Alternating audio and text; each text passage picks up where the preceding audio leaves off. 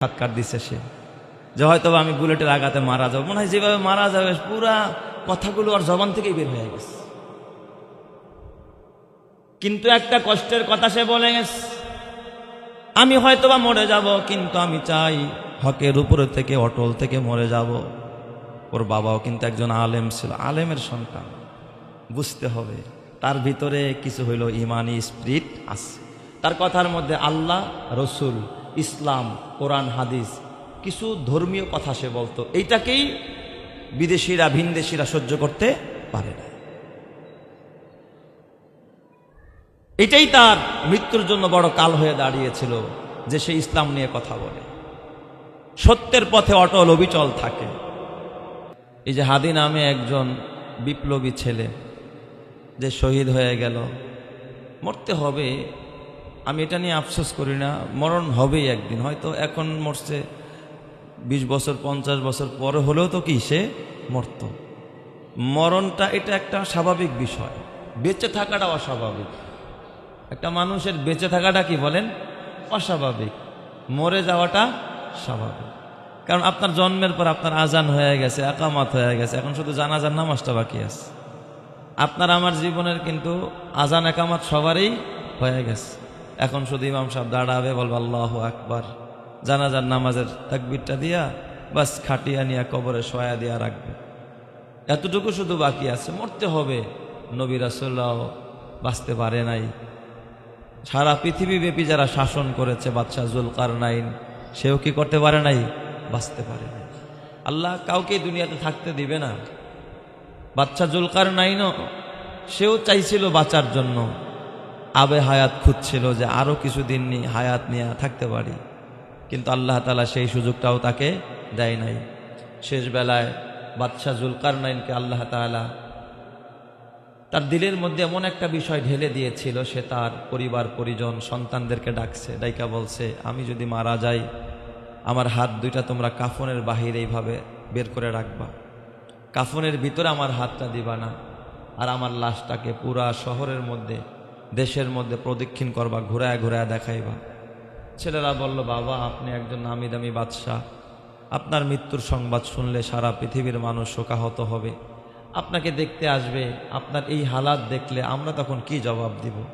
কয়, বাবা আমার মৃত্যুর পর আমার হাত কেন বের করবা জানো? যে আমি সারা পৃথিবী শাসন করেছি, কিন্তু বিদায় বেলা আমি তো খালি হাতে চলে গেলাম। মানুষ মনে করতে পারে কাফনের ভিতরে হাত থাকলে না জানে আমি হাতে করে কিছু নিয়ে যাচ্ছি কিনা, আমি হাতটা বের করে দিয়ে দেখায়া দিলাম গোটা জগৎবাসীকে যে সারা পৃথিবীর বাদশা হতে পেরেছি, কিন্তু কবরে কিছু নিতে পারি না, খালি হাতেই আমাকে যেতে হচ্ছে। এই জন্য কবি বলেন, যখন তুমি এসেছিলে ভবে, কেঁদেছিলে তুমি শুধু, হেসেছিল সবে। যখন তুমি এসেছিলে ভবে, কেঁদেছিলে তুমি শুধু, হেসেছিল সবে। এমন জীবন তুমি করো হে গঠন, মরণে হাসিবে তুমি, কাঁদিবে ভুবন। কেউ মারা গেলে দেখবেন মানুষ আলহামদুলিল্লাহ বলে, আছে না নাই? আছে না? যেটা মরছে ভালো হইছে। কিছু কিছু মানুষ মারা গেলে মানুষ আলহামদুলিল্লাহ বলে, আবার কিছু কিছু মানুষ মারা গেলে দেখবেন মানুষ চোখের পানি ঝরায়, অথচ তার কোনো আত্মীয় স্বজনও হয় না। মানুষ কাঁদে তার জন্য, এটা তার কর্মের কারণে, তার প্রতিভার কারণে, তার চেতনার কারণে, তার ঈমান দীপ্ত কথার কারণে, হকের উপরে অটল অবিচল থাকার কারণে। কথা ঠিক কিনা জোরে কন? শুধুমাত্র আপনারা কাঁদেন তা না, আমরা কাঁদি তা না, জগৎবাসী কাঁদে তা না। আল্লাহ তাআলা বলেন, ইন্নাল্লাযীনা ক্বালু রাব্বুনাল্লাহ, এই জমিনে যারা বলে আমার রব আল্লাহ, বলেন তো আমাদের রব কে? ঈমানের আওয়াজে বলতে হবে আমাদের রব কে? সুম্মা ইসতাকামু, এই কথার উপরে যারা অটল আর অবিচল থাকে, তার মানে 6টা জিন্দেগিতে যারা বলে রব আমার আল্লাহ। 1 নম্বরে ব্যক্তিগত জীবন, ব্যক্তিগত জীবনেও বলে রব আমার আল্লাহ। আরেকটা হলো পারিবারিক জীবন, পারিবারিক জীবনেও পরিবার চালায়, ওই ক্ষেত্রেও যায় বলে রব আমার আল্লাহ। আরেকটা হলো সামাজিক জীবন, সমাজ পরিচালনা করতে গিয়া তখনও কিন্তু ভিনদেশীদের তাবেদারি করে না, বলে রব আমার আল্লাহ। আরেকটা হলো অর্থনৈতিক জীবন, অর্থ কামাই করতে গিয়েও কারো তাবেদারি করে না, হারাম কামাই করে না, সুদ আর ঘুষ করে না, ডান হাত আর বাম হাতে কামায় না, তখনও গিয়া বলে রব আমার আল্লাহ। আরেকটা হলো আন্তর্জাতিক জীবন, ব্যক্তিগত জীবন, পারিবারিক জীবন, অর্থনৈতিক জীবন, সামাজিক জীবন, আরেকটা রাষ্ট্রীয় জীবন। রাষ্ট্রীয় জীবন পরিচালনা করতে গিয়েও যারা বলে রব আমার আল্লাহ। আরেকটা হলো আন্তর্জাতিক জীবন, এই জীবনও যারা বলে রব আমার আল্লাহ। কে খুশি হইল, কে বেজার হইল, কে আমার পক্ষে গেল, কে বিপক্ষে গেল, কে আমাকে মারবে, কে আমাকে গুলি করবে, কে আমাকে হত্যা করবে, এই পরোয়া করলো না। সেই আন্তর্জাতিক জীবনেও যারা কোনো পরাশক্তিকে ভয় করলো না, কোনো দাদা বাবুকে পরোয়া করলো না, বলল তখন রাজপথে দাঁড়ায় রব আমার আল্লাহ। এই কথার উপরে যারা অটল অবিচল থাকে, তাতানাজ্জালু আলাইহিমুল মালাইকা, তাদের জন্য আল্লাহ তাআলা জমিনের মধ্যে ফেরেশতা পাঠায়া দেয়। চিৎকার মেরে কন্না আল্লাহু আকবার। আল্লাহ কি পাঠায়া দেয়? ফেরেশতা পাঠায়। ফেরেশতা এসে সাহস যোগায়, আল্লাহ তাখাফু, এই তুই ভয় পাইস না, তোর কিসের ভয়? তোর সাথে আছে কে? আরো জোরে বলেন না কে? আল্লাহ। আমার মাঝে মাঝে দেখি হাদি, শরীফুল ইসলাম হাদি ছেলেটার সাহসিকতা দেখলে, ওর মরার কয়েকদিন আগেও সময় টিভিতে একটা সাক্ষাৎকার দিচ্ছে সে, যে হয়তো আমি বুলেটের আঘাতে মারা যাবো, মনে হয় যেভাবে মারা যাবে পুরা কথাগুলো ওর জবান থেকেই বের হয়ে গেছে। কিন্তু একটা কষ্টের কথা সে বলে গেছে, আমি হয়তোবা মরে যাব, কিন্তু আমি চাই হকের উপরে থেকে, অটল থেকে মরে যাব। ওর বাবাও কিন্তু একজন আলেম ছিল, আলেমের সন্তান। বুঝতে হবে তার ভিতরে কিছু হইল ইমানি স্পিরিট আছে। তার কথার মধ্যে আল্লাহ, রসুল, ইসলাম, কোরআন, হাদিস, কিছু ধর্মীয় কথা সে বলতো, এইটাকেই বিদেশিরা, ভিনদেশিরা সহ্য করতে পারে না। এটাই তার মৃত্যুর জন্য বড় কাল হয়ে দাঁড়িয়েছিল, যে সে ইসলাম নিয়ে কথা বলে, সত্যের পথে অটল অবিচল থাকে। সে তার ছোট বাচ্চা, এই বাচ্চাটার বেলায় বলেছিল যে আমি যদি মরে যাই, তোমরা আমার বাচ্চাটাকে একটু দেখে রাখো। তার মানে মৃত্যুর জন্য সে প্রস্তুত ছিল। যারা মৃত্যুর জন্য প্রস্তুত থাকে, অটল থাকে, অবিচল থাকে, ওরা মরে না, ওরা মরেও অমর হয়ে থাকে। ওরা মরে না, ওরা মরেও অমর হয়ে থাকে। যুগের পর যুগ ওদেরকে স্মরণ করে। ওরা অনুপ্রেরণার বাতিঘর হয়ে থাকে, আলোর মিনার হয়ে থাকে। দেখেন না আজকে ভারতের জমিনে, আজকে সেই দিল্লিতে কুতুব মিনার দাঁড়িয়ে আছে। খাজা কুতুবউদ্দিন বখতিয়ার কাকির নামে মিনার দাঁড়িয়ে আছে, কিন্তু খাজা কুতুবউদ্দিন বখতিয়ার কিন্তু নাই। 1000 বছর পরেও মানুষ মোহব্বতের সাথে, ভক্তি ভরে খাজা কুতুবউদ্দিন বখতিয়ার কাকির নামকে স্মরণ করে চোখের পানি ছাড়ে। কথা ঠিক না ব্যাঠিক? যা দেখা হয়। ওর বিবির একটা স্ট্যাটাসে দেখলাম, সে বলেছে কতটা আসলে আল্লাহ তাআলা কিছু মানুষকে এই দ্বীনের ক্ষেত্রে সহযোগী হিসাবে আল্লাহ তাআলা ওই রকমের একটা পরিবারও দান করে দেয়। কারণ ওই যে ফেরেশতা পাঠায়া দেয়, তাতানাজ্জালু আলাইহিমুল মালাইকা। সে কখনো অসুস্থ রোগী, প্রেগনেন্ট, তার পেটে বাচ্চা, হাদি বাচ্চা এখনো তার বিবির পেটে, সেই মহিলা এই অবস্থায় ডাক্তারের কাছে যাবে, স্বামীকে প্যারা দেয় না।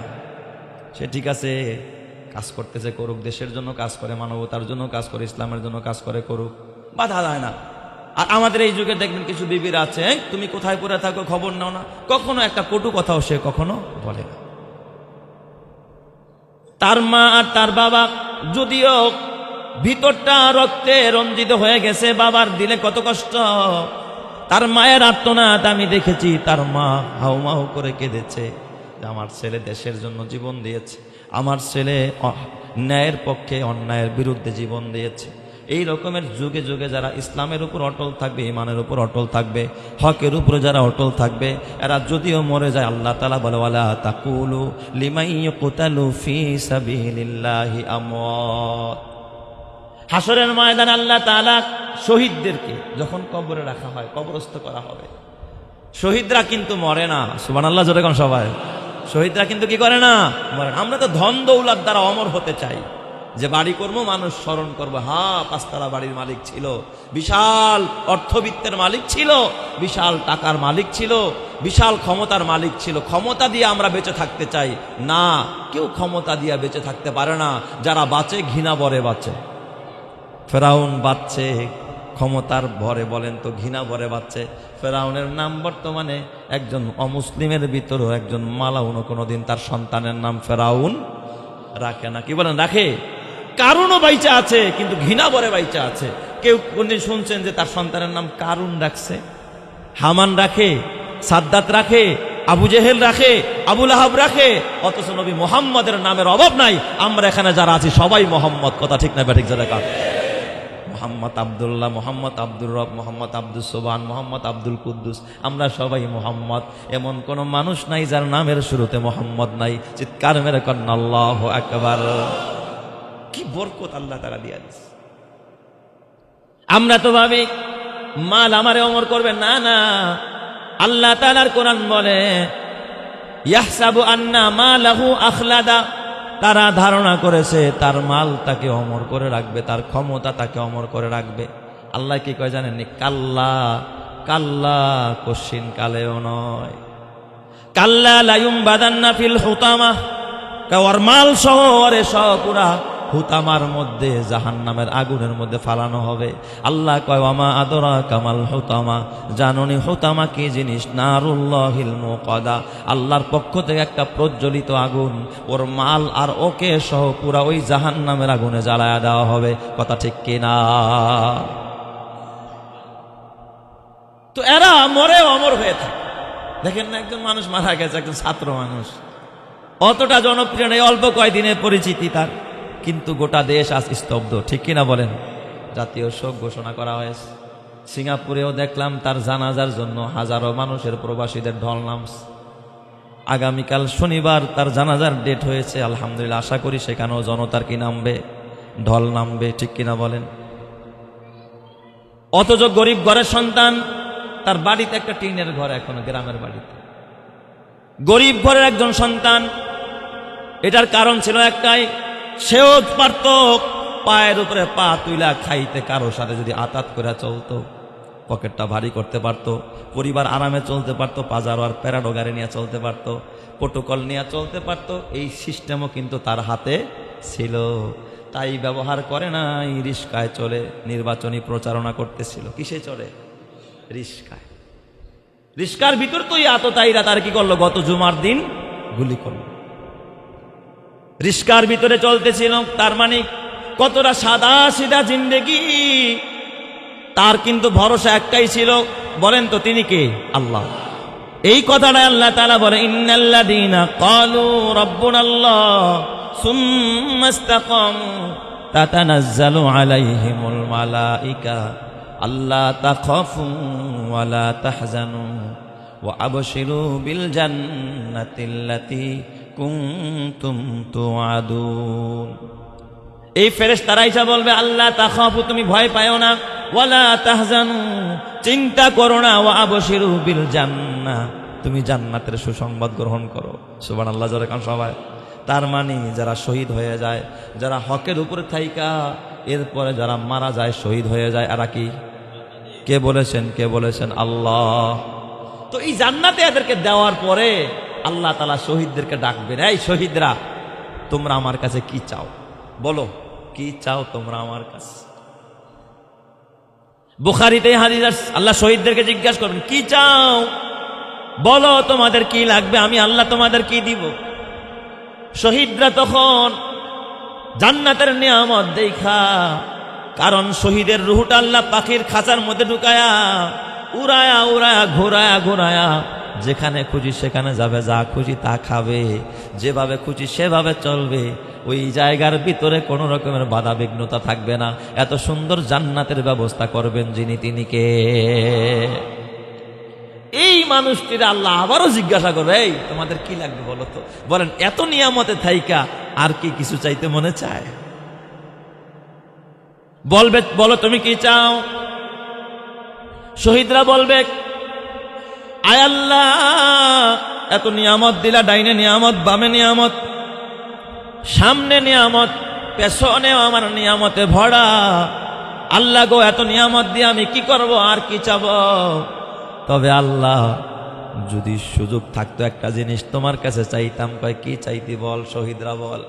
শহীদরা বলবে আল্লাহ গো, আমার জীবন তো একটাই, আমার রুহু তো তুমি একটাই দিয়েছ, জীবন তো একটাই দিয়েছ, আমি একবার বুলেটের আঘাতে মারা গেছি। আল্লাহ আমাকে যদি তুমি পুনরুজ্জীবন দান করতে, আমাকে যদি পুনরায় আবারও রুহু দিতা, আমি তোমার দিনের জন্য, ইসলামের জন্য, হকের পথে, ন্যায়ের পক্ষে, অন্যায়ের বিরুদ্ধে আমার জীবনটাকে আবারও আমি উৎসর্গ করে দিতাম।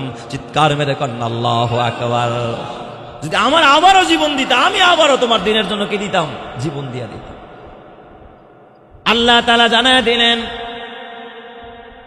ও হাবিব আমার, আপনি জানায় দেন, ওয়ালা তাকুলু লিমান ইউকতালু ফি সাবিলিল্লাহি আমওয়াত, যারা মারা যায়, শহীদ হয়ে যায়, এদেরকে তোমরা মুর্দা ভেবো না। এরা মৃত্যুবরণ করে নাই, এরা মরে অমর হয়ে আছে। চিৎকার মেরে কোন আল্লাহু আকবার। এরা মরে নাই, এরা মইরাও কি করছে? বেঁচে আছে, এরা অমর হয়ে আছে। এই জন্য এমন জীবন তুমি করো হে গঠন, মরণে হাসিবে তুমি, কাঁদিবে ভুবন। সব কাঁদবে, ভুবন কাঁদবে, আসমান কাঁদবে।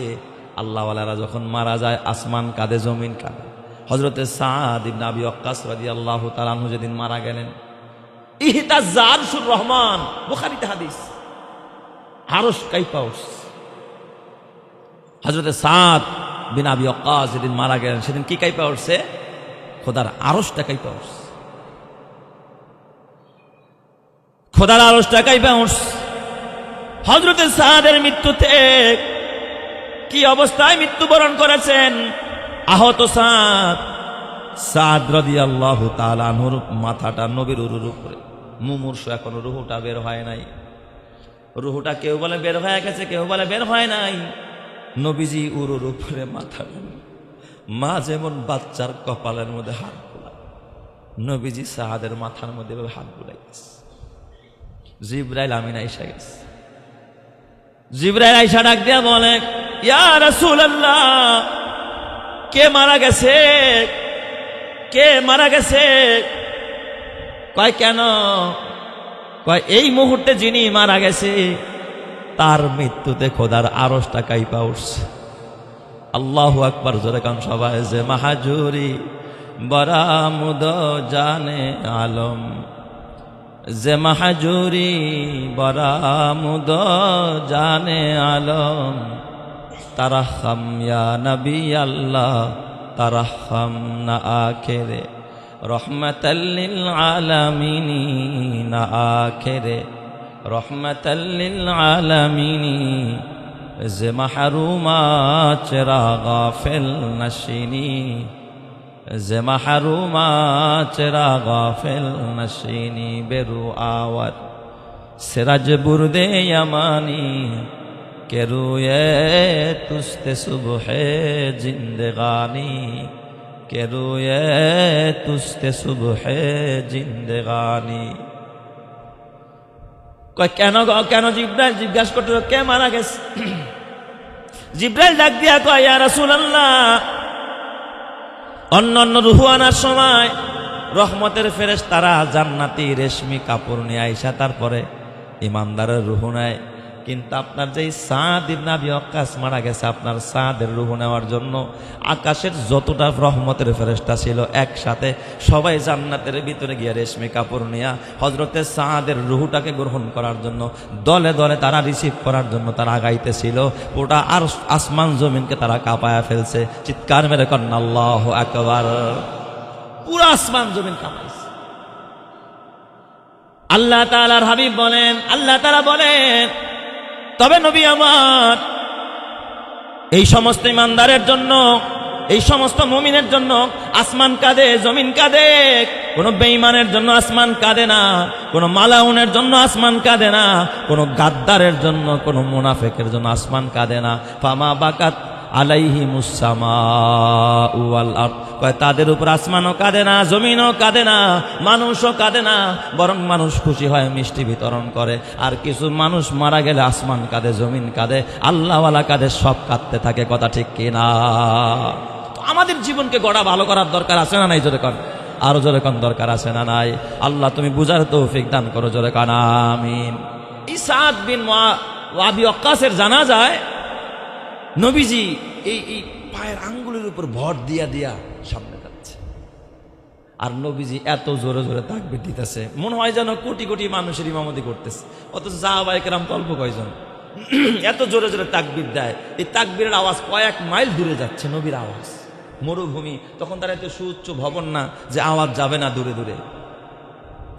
সাহাবায়ে কেরাম ডাক দিয়া বললেন, ইয়া রাসূলুল্লাহ, জানাজায় যাওয়ার সময় কেন পায়ের আঙ্গুলিতে ভর করলেন আর এত জোরে কেন তাকবীর দিলেন? নবীজি ডাক দিয়া, আমি যা দেখি তোমরা তা দেখো না, আমার আল্লাহ আমারে যা দেখায় তোমরা তা দেখো না। আমার সাদের জানাজায় আমি তাকায় দেখি আল্লাহর আকাশের যত রহমতের ফেরেশতা ছিল, সকল রহমতের ফেরেশতাদের ভিতরে 70,000 রহমতের ফেরেশতা আমার সাদের জানাজায় অংশগ্রহণ করার জন্য জমিনে নেমে আসছে। চিৎকার মেরে কান্না আল্লাহু আকবার। আমি যেখানেই তাকাই দেখি ফেরেশতারা ডানা, সেখানেই দেখি ফেরেশতা। এই জন্য ফাঁকে ফাঁকে দেখা আমি পা রাইখা রাইখা আমি জানাজায় অংশগ্রহণ করেছি। জোরে কান্না আল্লাহু আকবার। আর বলে এত হাজার মানুষ, 70,000 মানুষ, 70,000 মুসল্লি, এদের তাকবীরটাকে আসতে দিলে হয় নাকি? তাই আমি মুহাম্মদ জোরে জোরে তাকবীর দিয়েছি। বলেন না আল্লাহু আকবার, আরো জোরে বলেন না আল্লাহু আকবার। আলহামদুলিমান কদ্দারা খাইরাও ওয়া খাবালা, আলহামদুলিমান কদ্দারা খাইরাও ওয়া খাবালা, والشكر لمن صور حسنا وجمالا، لا زد ولا ند ولا حد لمولا، الآن كما كان ولم يلق زوالا، لا قبل ولا بعد ولا وقت زمانا، لا حاجب ولا مانع لله تعالى، لا تشرك في الله ولا رب سواه، لا والد ولا ولد ولا أم لا خالا، فرد صمد عن صفة الخلق بني، رب أزلي خلق الخلق كمالا। জোরে জোরে কোন সুবহানাল্লাহ। তো ফেরেশতারা জমিনের মধ্যে আসে, ডাক দিয়া বলে, আবশিরু বিল জান্নাহ, জান্নাতের সুসংবাদ নাও। ওয়া আবশিরু বিল জান্নাতিল্লাতী কুনতুম তুআদুন, যেই জান্নাতের ওয়াদা তোমাদেরকে দেওয়া হয়েছে। যারা ঈমান নিয়ে কবরে যাবে তাদেরকে জান্নাতের ওয়াদা দিবেন কে? আল্লাহ তাআলা বলে, ইন্নাল্লাযীনা আমানু ওয়া আমিলুস সলিহাতি কানাত লাহুম জান্নাতুল ফিরদাউসি নুজুলা, যারা ঈমান এবং আমল নিয়ে মারা যাবে তাদেরকে জান্নাতুল ফিরদাউস দান করবেন কে? আল্লাহ। তো ওই কথাটাই স্মরণ করায় দিবে, আল্লাতী কুনতুম তুআদুন, যেই জান্নাতের ওয়াদা তোমাদেরকে দেওয়া হয়েছে, ওই জান্নাতের সুসংবাদ গ্রহণ। এরপর আল্লাহ তাআলা ডাক দিয়া বলবে, ফেরেশতাদেরকে দিয়া বলাবে, ওয়া আবশিরু বিল জান্নাতিল্লাতী কুনতুম তুআদুন, নাহনু আউলিয়াউকুম ফিল হায়াতিদ দুনিয়া ওয়া ফিল আখিরাহ, আমরা দুনিয়ারও বন্ধু, আখিরাতেরও তোমার সাথে বন্ধু থাকবো। তোমাদের দুনিয়াতেও কোনো ভয় নাই, পরকালেও কোনো চিন্তা নাই। পরকালে তোমার জিম্মাদারি গ্রহণ করবেন যিনি, তিনি কে? কেউ যদি সত্যিকারের মুমিন হয়, কেউ যদি সত্যিকারের আমলদার মানুষ হয়ে যায়, দিনদার মানুষ হয়ে যায়, তার নিয়ন্ত্রণ কিন্তু জমিনে থাকে না, তার নিয়ন্ত্রণ কোথায় চলে যায়? আসমানে চলে যায়। দেখবেন ঘরের সন্তানরা বাবা দ্বারা নিয়ন্ত্রিত, স্ত্রী স্বামী দ্বারা নিয়ন্ত্রিত, ছোট ভাই বড় ভাই দ্বারা নিয়ন্ত্রিত, কর্মচারীরা মালিক দ্বারা নিয়ন্ত্রিত, ঠিক না? কথা কয় না কে? রাজনীতির অঙ্গনে বড় নেতাদের দ্বারা ছোট নেতারা পরিচালিত হয়, নিয়ন্ত্রিত হয়, আছে না? আছে। ঠিক যারা ঈমান আনবে এবং আমলে সলে করবে তাদেরও তো একজন নিয়ন্ত্রণকারী আছে, কি বলেন? আছে না? আছে। তাদের নিয়ন্ত্রণ কিন্তু কোনো মানুষের হাতে থাকে না, তাদের নিয়ন্ত্রণ আল্লাহর হাতে চলে যায়, আরশের মালিকের জিম্মায় চলে যায়। সুবহানাল্লাহ।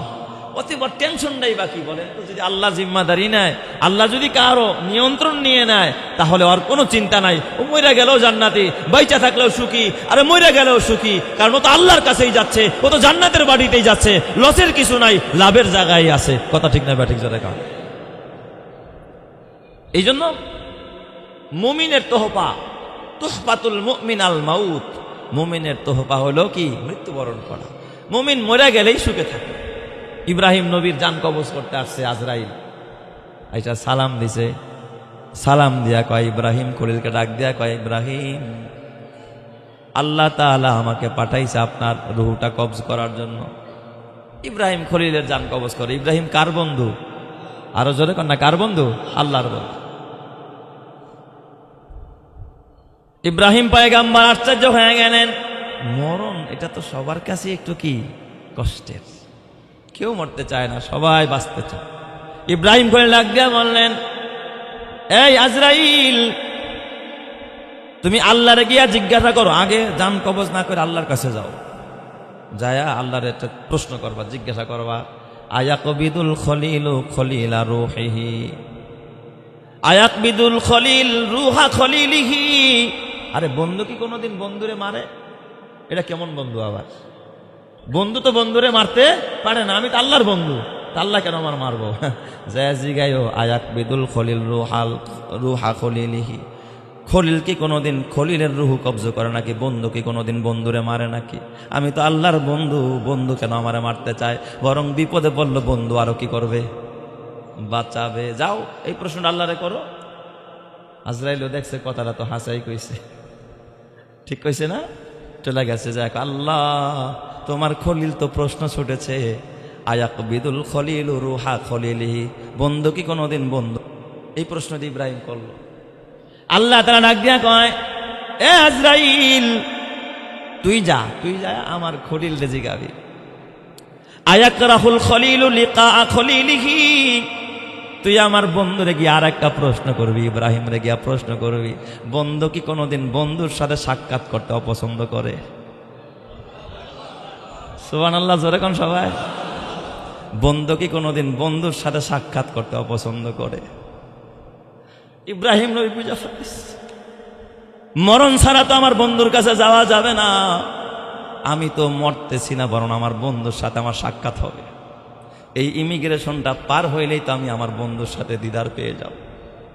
মরণ নামক ইমিগ্রেশন যখন পার হয়ে যাবে, আজরাইল যখন রুহুটা নিয়ে যাবে, যখন আপনার পাসপোর্ট চেক আপ হয়ে যাবে, সব হয়ে যাবে, এখন আপনি ভিতরে ঢুকছেন, এখন তো আপনি আপনার গন্তব্যে পৌঁছে যাবেন। কয় মরণটা হলো তোহফাতুল মুমিনি আল মাউত, মরণের মাধ্যমে মুমিন তার হাদিয়া পায়া যায়। আমি তখন বন্ধুর কাছে যাব। ইব্রাহিম হাতটা বাড়ায় দিয়া, আজরাইল আর দেরি করিস না, আমার রুহটা কবজ কর, এখন আমি আমার বন্ধুর সাথে, আমার রফিকে আলার সাথে আমি এখন দিদার করব, আমার বন্ধুর বাড়িতে গিয়ে আমি এখন সাক্ষাৎ করব। চিৎকার মেরে কন্না আল্লাহু আকবার। आदम के लिए फखर ये अली नसबी है, मक्की मदनी हाशिमी मुत्तलिबी है, पाकीज़ा तरश अर्श समा जन्नत फिरदौस आराम गाहे खाके रसूल अरबी है, आए ज़ाहिर बैते नबवी याद रहे ये बेकायदा जंबिश लगबे अदबी है, आहिस्ता कदम नीचे निगाह पुश्ते सदा हो, खाबिदा इहा रूह रसूल अरबी है, बुझ जाए तेरे सीटू से आए अब्र करम आग, जो आग मेरे सीनों में मुद्दत से लगी है, आए बहर करम सदका हुसैन इब्ने अली का, प्यासा हो मुझे शरबते दीदार पिला दो। अल्लाह तुम्हार दीदारेर शरबत आमादेरके दान करो, जरे कान आमीन। वा आखिरी दावाना अनिल हामदुलिल्लाहि रब्बिल